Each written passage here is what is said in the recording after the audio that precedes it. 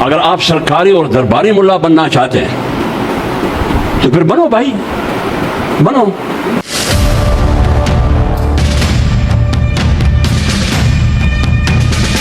اس لیے مختصر المعانی اور متول میں ہم نے پڑھا ہے کہ جاہل معاشرے کے لیے اتنا خطرناک نہیں ہے، بیوقوف معاشرے کے لیے اتنا خطرناک نہیں ہے، جو عالم بمنزلت الجاہل ہو یہ زیادہ خطرناک ہے۔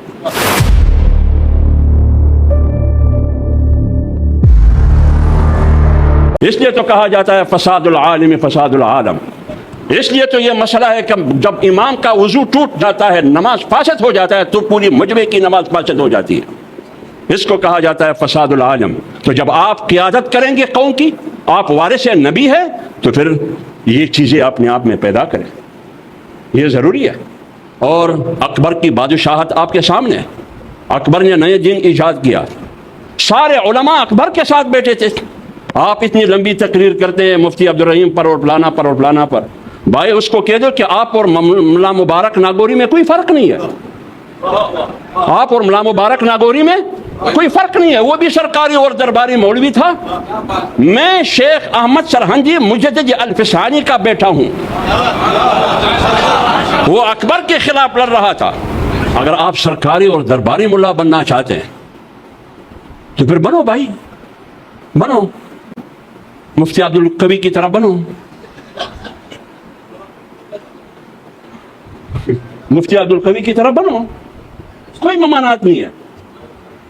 مفتی عبدالقوی کہتے ہیں نکاح ایک ہو، نہیں شادی ایک ہو، نکاح لا متناہی، بنو بھائی، مزے ہی مزے۔